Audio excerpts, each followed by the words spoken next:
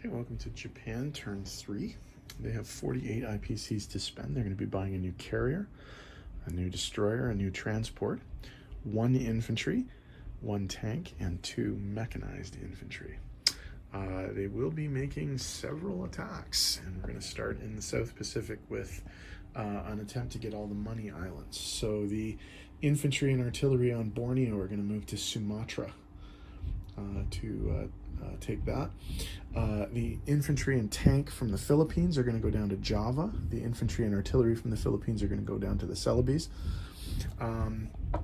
We are actually going to be attacking the British UK Pacific stuff, the British and Australian forces in Sea Zone 33 with 2 bombers from the Philippines, a sub, a cruiser, and a battleship from Sea Zone 35, and a cruiser, a destroyer, and a fully loaded carrier with a fighter and a tactical bomber from Sea Zone 6. What else? On the mainland in China, we are going to be doing some attacks as well. We'll be attacking Yunnan with 3 fighters from Guangxi. I think that's 3, yeah. Yes, 3 fighters from Guangxi. And then a mech, an artillery, and an infantry. Kwai Chao will be attacked with 2 mechs and a tank, plus a fighter and a tactical bomber. 2 mechs and a tank from Kiangsu, fighter, tactical bomber from Guangxi. Hopei will be attacked with an infantry and an artillery from Anhui, and a fighter and a tactical bomber from Guangxi. I think that's all of the attacks. So as soon as we start setting up the board, we'll roll some dice. Okay, for the Japanese attack on Hopei, they're coming in with an infantry supported by an artillery at 2 2s, fighter at 3, attack bomber at 4. 1 hit. Chinese defend. 1 hit. Losing artillery. 1 hit. And 1 hit. So they will not take the territory because I'm not going to lose planes just to take a 1-point territory. So China holds the territory, but all of the units are destroyed. Okay, for the attack on Kwai Chao, 2 mechanized infantry at 1, tank at 3, fighter at 3, attack bomber at 4. 3 hits. They only needed 2, so the territory will be taken, and with no casualties, none as well.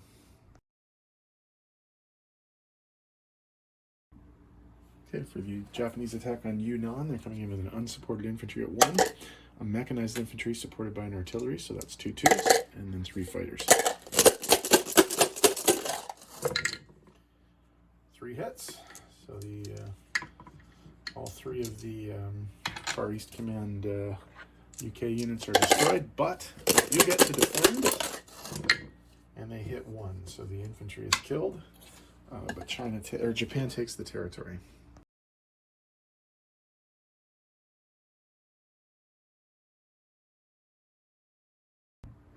Okay, we have a fairly substantial naval battle here. The Japanese carrier Kaga, along with its complement of a fighter and a tactical bomber. The submarine I-156, the destroyer Yukizaki, the 2 cruisers Chikuma and Takao, the battleship Hyuga, and 2 strategic bombers will be attacking a combined UK Anzac force. We have the Australian transport, the HMAS Canimbla, the Australian carrier, the HMAS Sydney, the Australian destroyer, the HMAS Vampire, the British HMS Barfleur, the New Zealand cruiser HMNZS Leander, the HMS Duke of York battleship, and then 2 planes from the New Zealand Air Force that had landed on the carrier. So we have 2 2s, 3 3s, and 4 4s. Here we go. 2, 4, 6. Good start. Okay. So first of all, we'll damage the battleship. That's 1, 2, 3, 4, 5, 6. So we'll see what they do in retaliation.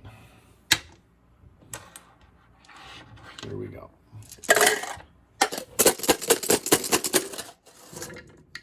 2, 4, 5 hits. Wow. Okay. All right. So we will damage the battleship for the first hit. We will kill the carrier for the next 2, and we will kill these 2. Actually, we'll damage the carrier, and we'll kill one of the bombers. Okay. Okay. All right. Do we keep going? I think if we retreat, we accomplish quite a bit because these planes are going to die. They have no place to land. And so all that they're going to be left with is a damaged battleship and a transport that can't really transport anything. So I think we will actually retreat to Sea Zone 34 around Palau. So I think that's what's going to happen is they're going to retreat. And these planes will land on the Carolines.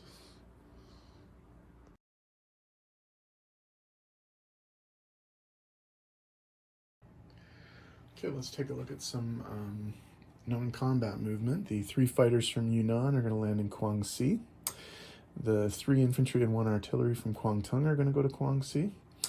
The fighter and TAC bomber from Hunan are going to go to Anhui. The fighter and TAC bomber from Hopei are going to go to Anhui. And we're going to see a mass exodus in the north here.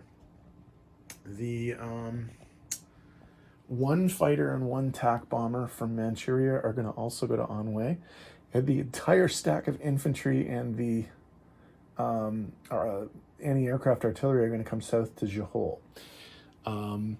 1 fighter and 1 TAC bomber are going to go to Japan. The other fighter and the other TAC bomber are going to land in Sea Zone 6 and be built on, or have the new carrier build there. The infantry and artillery from Japan are going to sail south to Sea Zone 36 and drop off in Guangxi.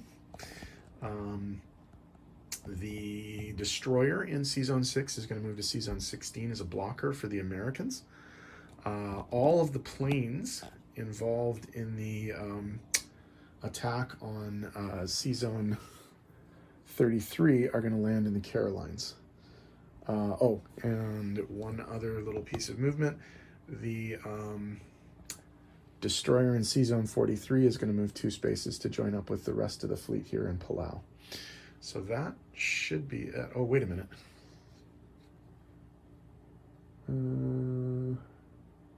You know what? We're not going to retreat these guys to Palau. We're going to retreat them to the Marianas, just so that they can be closer to the Japanese home islands. Okay, I think that makes more sense because they can. Some of them came down this way, so they can all retreat here. But I think. Okay, and then I think as well that instead of going to Palau, this guy's going to go to the Philippines and just stay there because he's near port. So just a little on-the-fly change there. Okay, we'll tidy up the board. We'll come back with placement and money. Okay, in terms of placement of new units, the new aircraft carrier is going to be built in C-Zone 6, and then planes that flew from Manchuria are going to land on it. We're also going to build our new transport in C-Zone 6 and our new destroyer in C-Zone 6. Also, in Japan proper, we're going to build an infantry. And then over in Kiangsu, we will build 2 mechanized infantry and a tank to continue the ground and pound there. Okay, so in terms of income, we're going to take away 2 from the Chinese, and we're going to add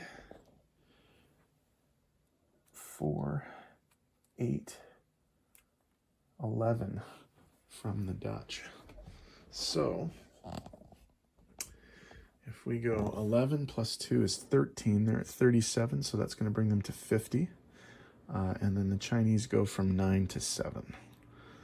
Okay, so in terms of income, the Japanese finished with a base score of 50, and they do have a national objective because they control right now all 4 of the money islands. So that should be that, I think.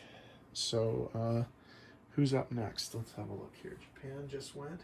UK, Europe is going to go next. So we'll see what they have in store for the Axis this turn.